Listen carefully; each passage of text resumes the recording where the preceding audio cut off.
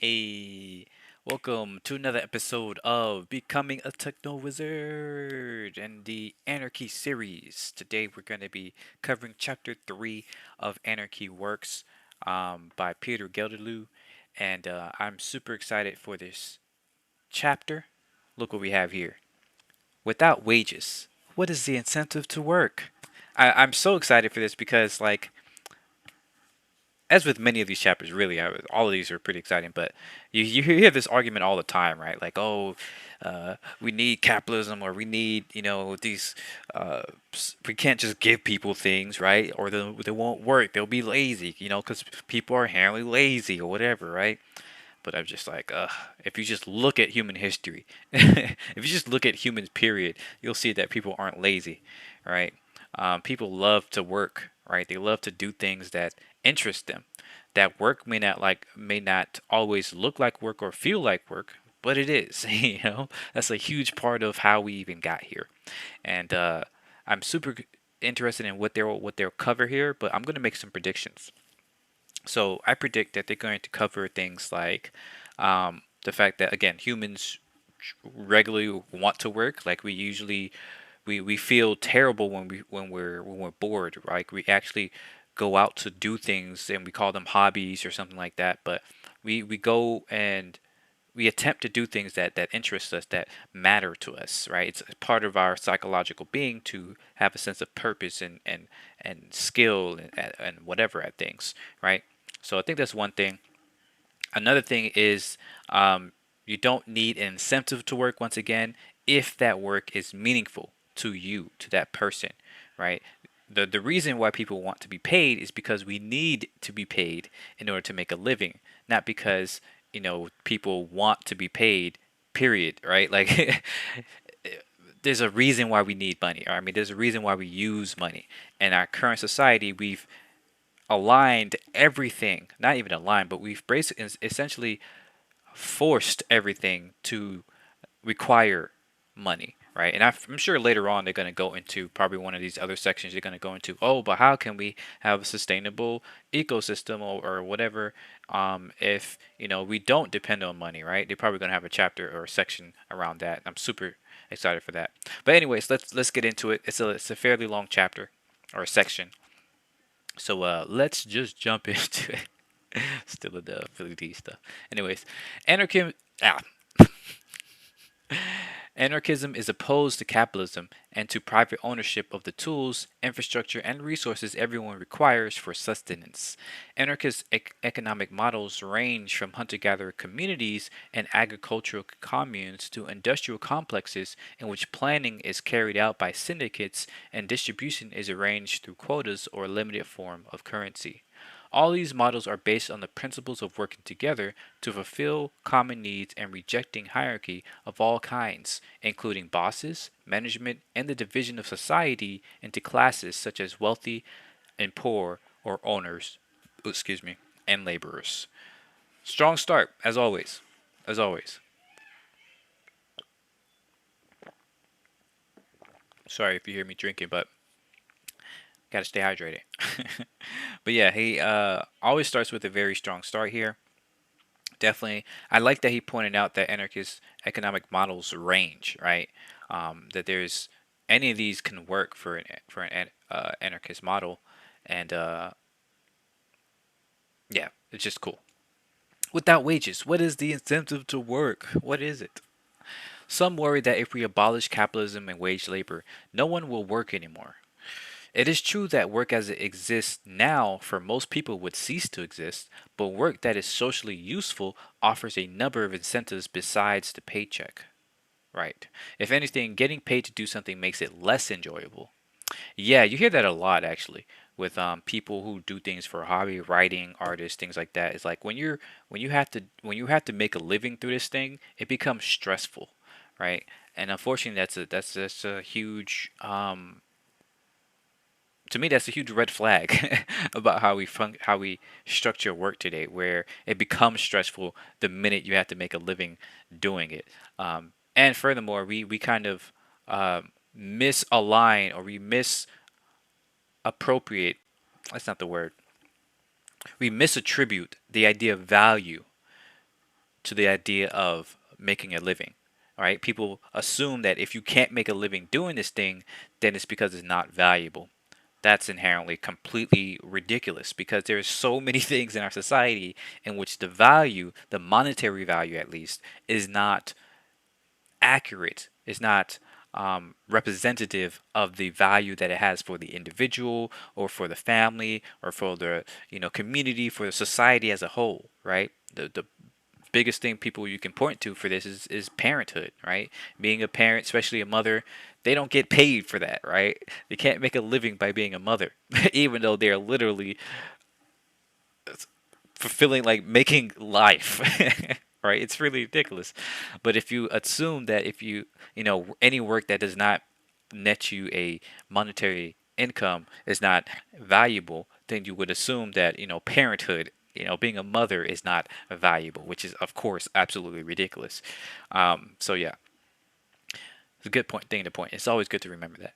The alienation of labor that is a part of capitalism destroys natural incentives to work, such as the pleasure of acting freely and the satisfaction of a job well done. When work puts us in a position of inferiority to the boss who oversees us and the wealthy people who own or our workplace, and we do not have decision making power in our job but must mindlessly follow orders, it can become excruciatingly odious and mind numbing. Indeed. That's why I steer clear of those jobs. I put it on my portfolio on my website. I am not an order taker. Things I'm not good at. I fit visual design, 3D modeling, coding, and order taking orders. At least blindly taking orders. Like it's just not me. We also lose our natural incentive to work when we are not doing something that is useful for our communities. Yep.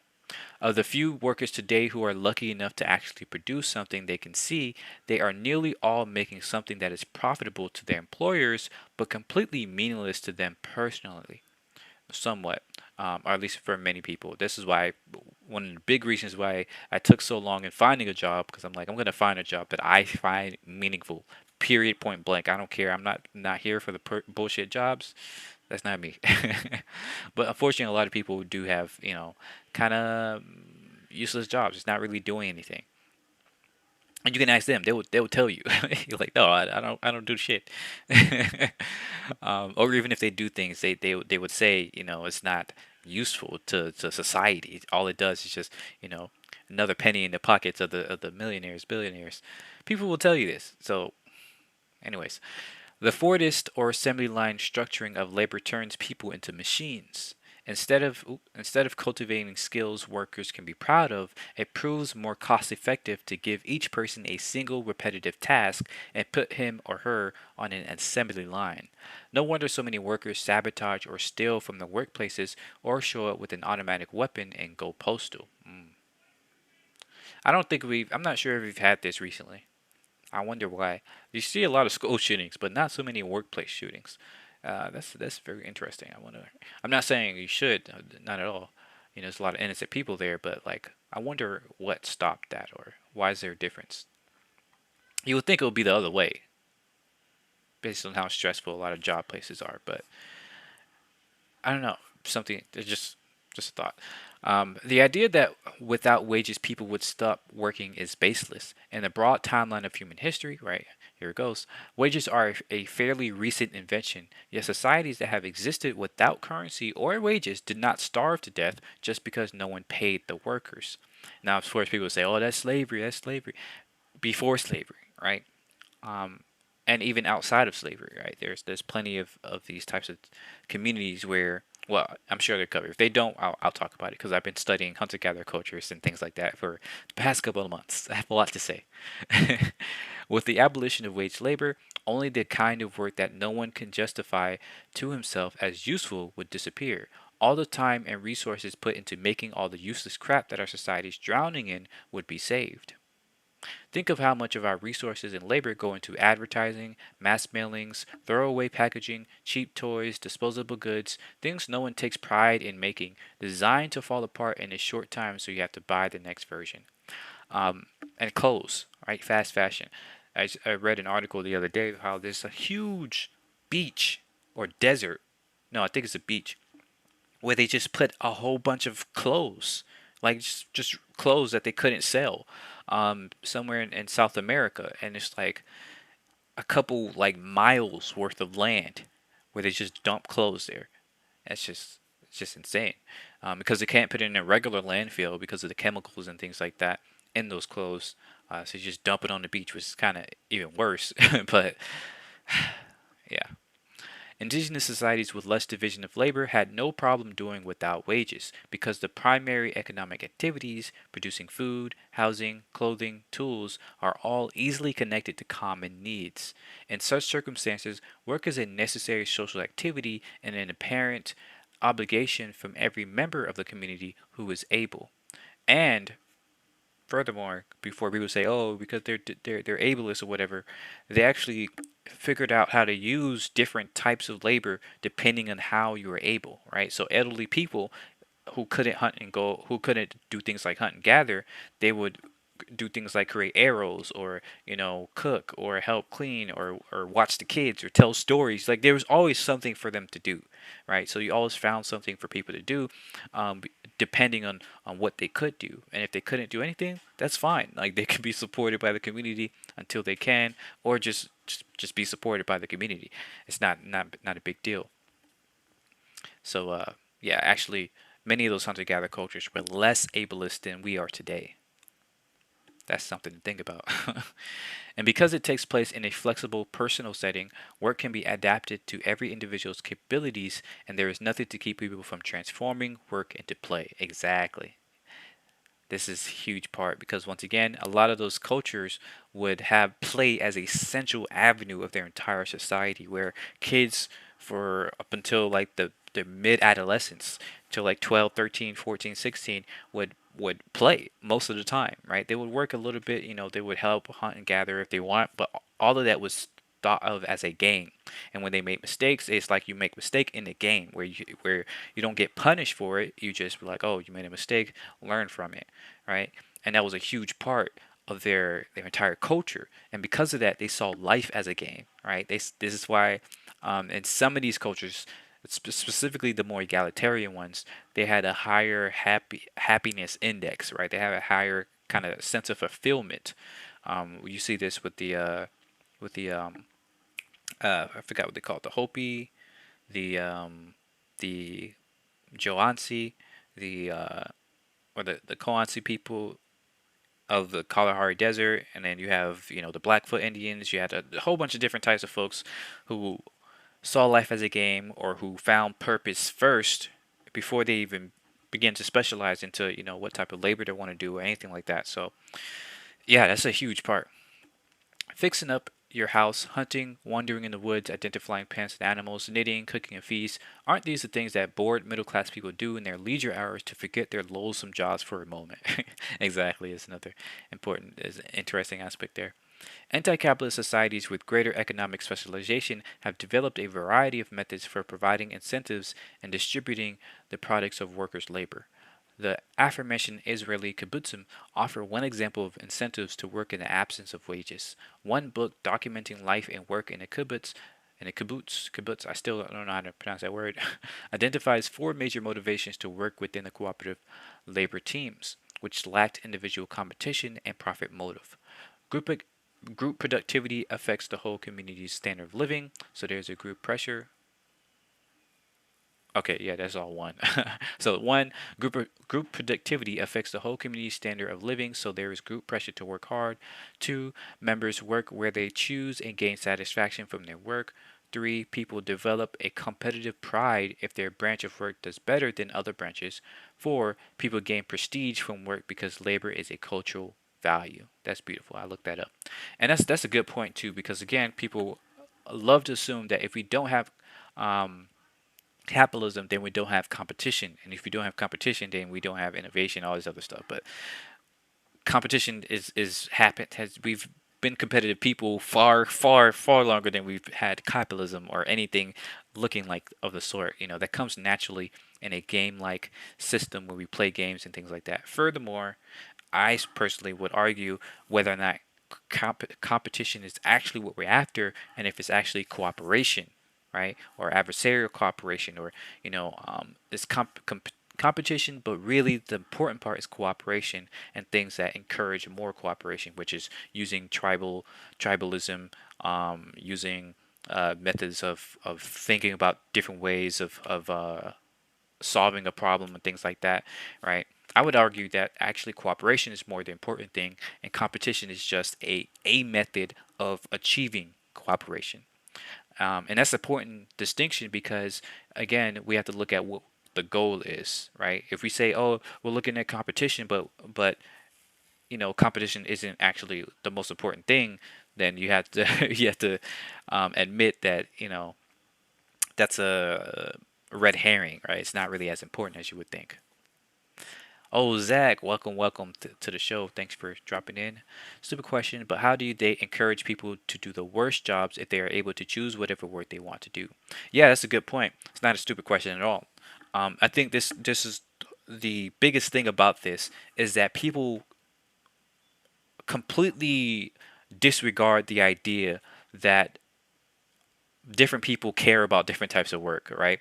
Some people don't care about things that you might seem as like important or whatever, while others care more about things that you would seem as like, oh, I would hate to do that job, right? Like, the perfect example is garbage disposal, right? A lot of people point to this as, oh, nobody would do that work if you don't, coerce people to do it, or if there's no incentive to do it or whatever.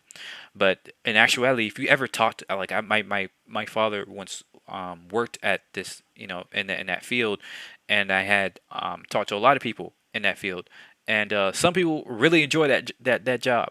Right, they enjoy going around to different neighborhoods, picking up the trash, putting it in there, or using the garbage can, or anything like that. Some people enjoy, actually recycling things and all this other stuff. It depends on the job. Like, you just have to find the people that want to do it. And if nobody in the community wants to do it, that's when you split the labor between everybody. So it's fairly done. So even if individuals might complain a little bit about doing it, most people don't mind, right? Most of us have some leeway in the things that we do, where if we see that everybody's pitching in, most people would want to actually, partake. Awesome. Glad that makes sense to you, Zach. But yeah, that's a great question. I'm sure they'll probably, talk about it as well later on, because that's something people often bring up. As described above, the ultimate decline of the kibbutz experiment stemmed largely from the fact that the kibbutzim were socialist enterprises competing within a capitalist economy, right? And thus subsumed to the logic of competition rather than the logic of mutual aid. Exactly. You see? Because competition often brings out the worst in people, right? We claim that it brings out the best, but really cooperation or the thought of winning or something like that brings out the most. Competition usually brings out the worst, because if you only care about winning, you often do so at the expense of other people, and you would cheat, or you would try to do anything right, like sabotage the other person or whatever in order to win. It puts the focus. It's like the classic Goodhart's law with measuring with measuring things, right? If you measure a quantitative value as opposed to the qualitative experience, then your goal becomes that qualitative value. I think the same thing is with competition versus cooperation. But let's continue. A similarly organized commune in a world without capitalism would not face these same problems. In any case, unwillingness to work due to lack of wages was not one of the problems the kibbutzim faced. Many anarchists suggest that the germs of capitalism are contained in the mentality of production itself. Whether a given type of economy can survive, much less grow, within capitalism is a poor measure of its liberatory potential.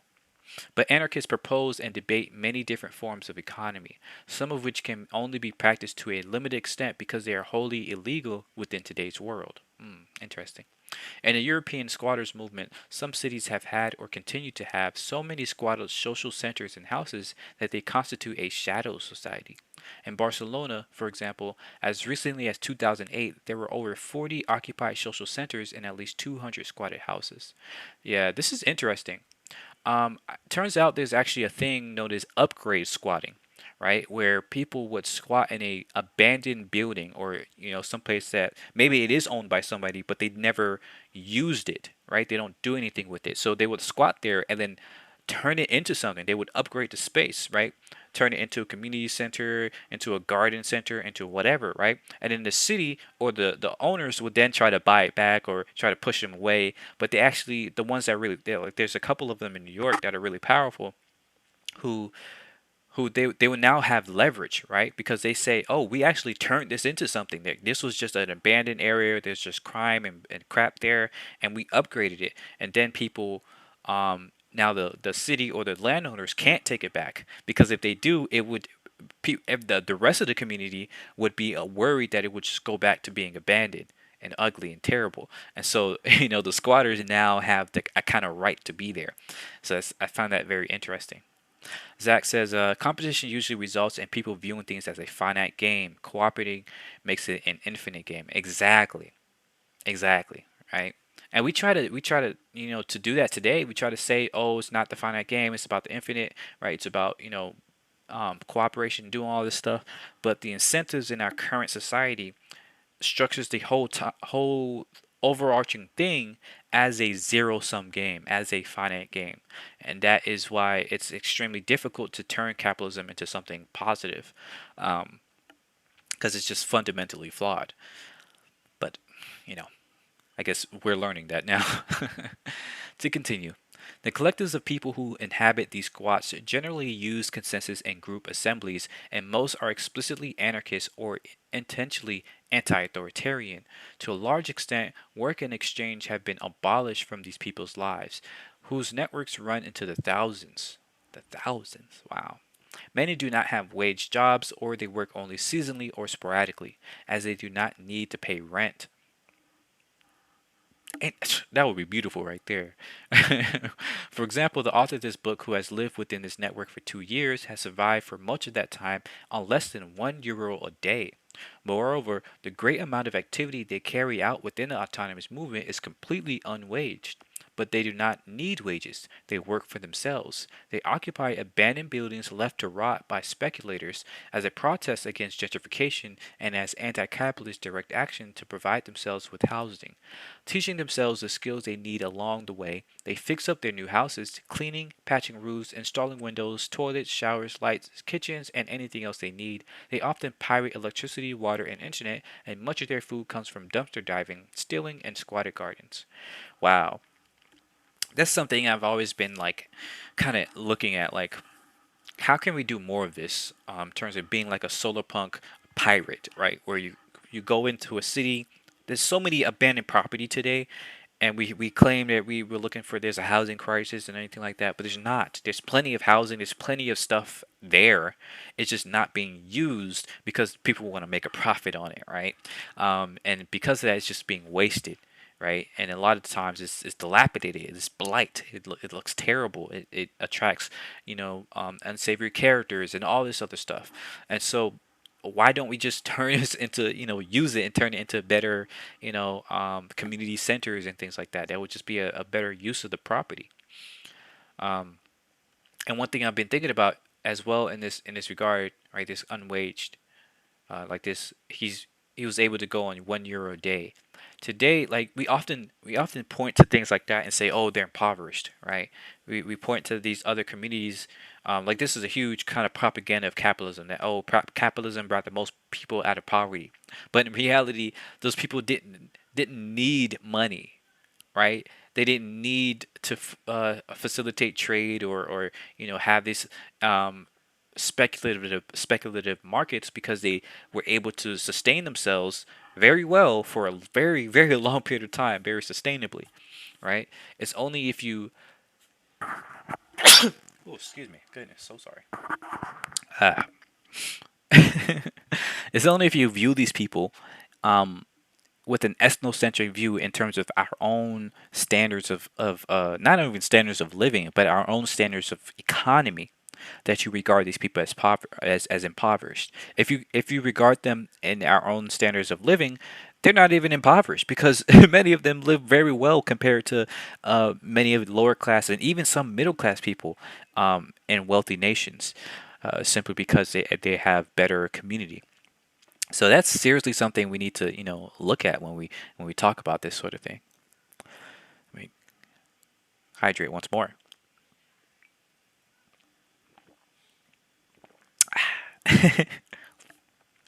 In a total absence of wages and managers, they carry out on a great deal of work, but at their own pace and logic. The logic is one of mutual aid. Besides fixing up their own houses, they also direct their energies towards working for their neighborhoods and enriching their communities. They provide for many of their collective needs besides housing. Some social centers host bicycle repair workshops, enabling people to repair or build their own bicycles using old parts. Others offer carpentry workshops, self defense and yoga workshops, natural healing workshops, libraries, gardens, communal meals, art and theater groups, language classes, alternative media and counter information, music shows, movies, computer labs where people can use the internet and learn email security or host their own websites, and solidarity events to deal with their inevitable repression. Nearly all of these services are provided absolutely free. There is no exchange. One group organizes to provide a service to everyone, and the entire social network benefits. Yo, that's amazing, right? Just imagine that. Just imagine living a life like that, where you literally do not have to pay for most things, most services. Not even just the bare minimum, but all this stuff, right? You just free, and it's sustainable because everyone is able to share together, like without even like worrying about it. um that's magical, right? We'd like to say that's not realistic, but that's exactly how humans lived for most of our history. That's how a lot of people still live today. So Zach says it will be interesting to see some longer term ideas for those networks. Some pirating and stealing, but the entire network put the entire network at risk. Maybe their own means of generation, etc. Yeah, I agree. I was thinking the exact thing. Because a huge part of the problem, at least for me, is like I don't like what you said when you kind of pirate or steal from other people. Other folks are going to catch on, and people who are not in that community are going to then try to attack them or get them hit out, whatever. But if that community generates their own energy, right, if they can build their own servers and connect to the internet that way, right, then they become a generator of power of information, and they can then sell that or trade that with other people, and folks will view them differently. So I think that something like that will be super important, and it will be easier to do today too. Now that we have things like solar panels and windmills and stuff like that, where you can actually generate power separate from some larger grid. I think that will be a huge thing to do, definitely. With an astounding amount of initiative in such a passive society, squatters regularly get the idea to organize a communal meal or a bicycle repair shop or a weekly movie showing. They talk with friends and friends of friends until they have enough people and resources to make their idea a reality. And then they spread the word or put up posters and hope as many people as possible will come and partake. That's so cool. That's beautiful. To a capitalist mentality, they are avidly inviting people to rob them. But the squatters never stop to question activities that don't put money in their pockets. Oops, goodness, sorry. Um, that don't put money in their pockets. It is evident that they have created a new form of wealth, and sharing what they make themselves clearly makes them richer.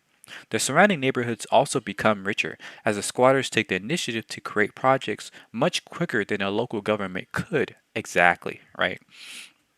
That bottom up approach is almost always more efficient and more just quicker.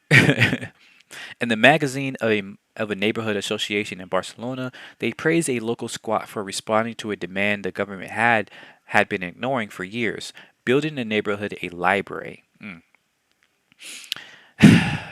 I have a lot to say about this because unfortunately this is a huge problem right now where a lot of libraries are getting defunded and things like that. It's so sad. A mainstream news magazine remarked, "The squatters do the work the district forgets about." In the same neighborhood, the squatters proved to be a powerful ally to a rent-paying neighbor who was being pressured out by the landlord. The squatters worked tirelessly with an association of old folks who were facing similar situations of chicanery and illegal eviction by landlords, and they stopped the eviction of their neighbor. I'm not sure if that's how you say that, chicanery or chicanery. I don't know. And a trend that seems common to the total abolition of work, the social and the economic blend to become indistinguishable.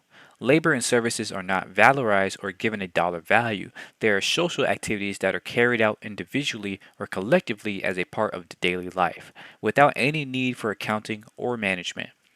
The result is that in cities such as Barcelona, people can spend the majority of their time and meet the majority of their needs, from housing to entertainment.